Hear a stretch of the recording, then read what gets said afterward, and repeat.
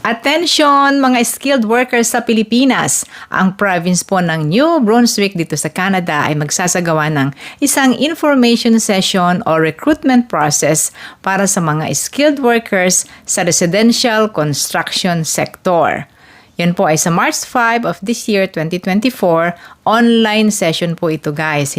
Ang mga occupations ay carpenter, electrician, plumber, bricklayer, roofer, at construction laborer. Kung kasama kayo sa mga skilled workers na ito, ang dapat nyong gawin, mag-register po kayo sa website ng New Brunswick para mapili kayo at ma-invite for the online session.